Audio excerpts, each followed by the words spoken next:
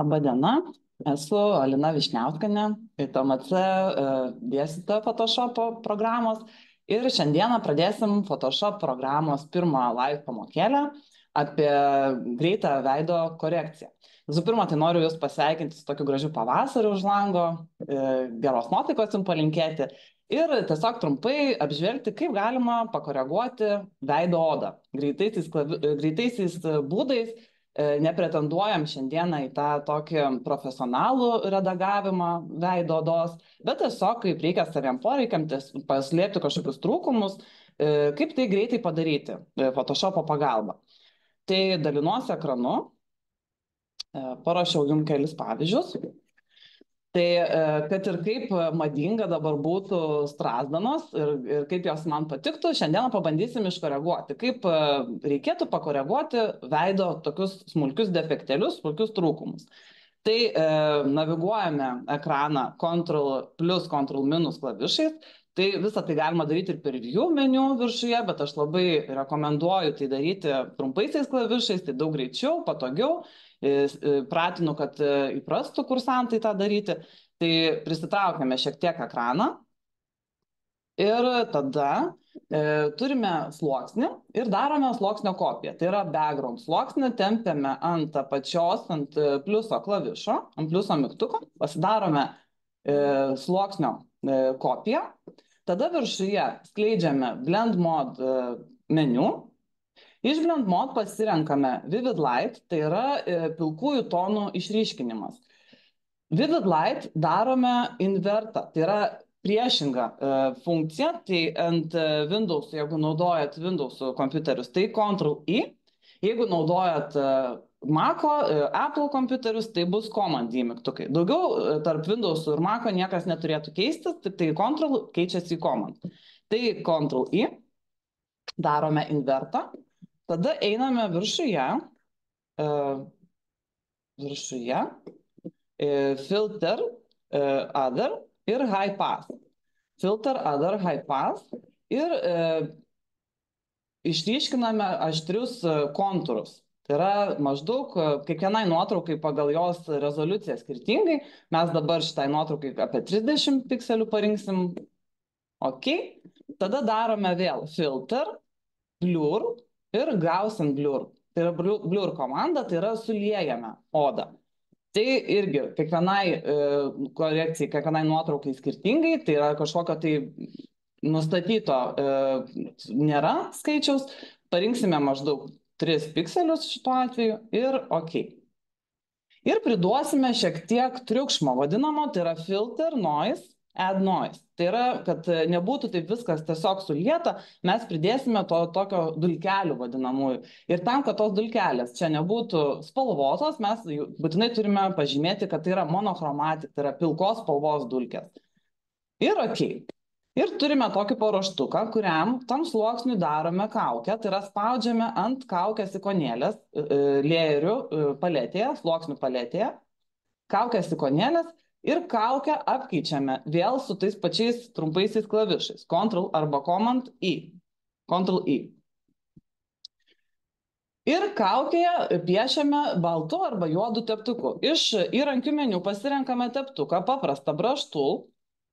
Su juo galima ant kaukės piešti juodai arba baltai, tai tos spalvos keičiasi šitos rodiklės pagalba, tai yra naviguojame, arba labai patogiai ant klaviatūros galime tą daryti X mygtuku, X raidelę, tai yra naviguoti tarp juodos ir baltos. Tai dabar pasirenkame baltą spalvą.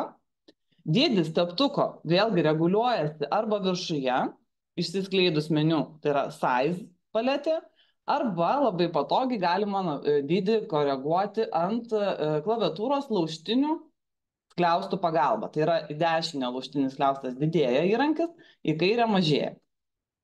Tai pasirenkame maždaug tinkamą mums dydį teptuko, vėlgi tai priklauso nuo, koks tas dydis konkretus, priklauso nuo nuotraukos turimos dydžio ir rezoliucijos. Ir tada nuvalome, kaip pasakyti, nuvalome odos trūkumus. Sulyginame odą. Aišku, kartais gali tai atrodyti per daug, taip jau, kaip pasakyti, išplaukia. Tai mes galime koreguoti dar teptuko per matomumą, tai yra opacity.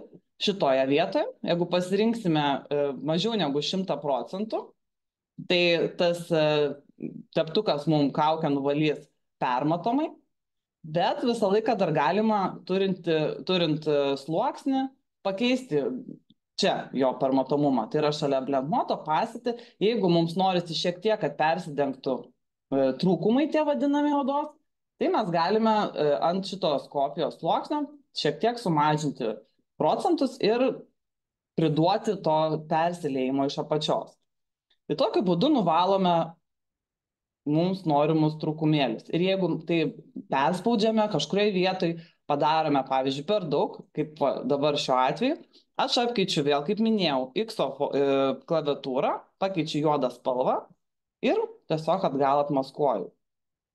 Tai X forma, X mygtuku keičiasi spalvos iš juodos į baltą, kurias tepame ant kaukės stovint. Būtinai stovėkime ant kaukės, ne ant sluoksnio šito, kur pasidarėm kopiją, bet piešiame ant kaukės.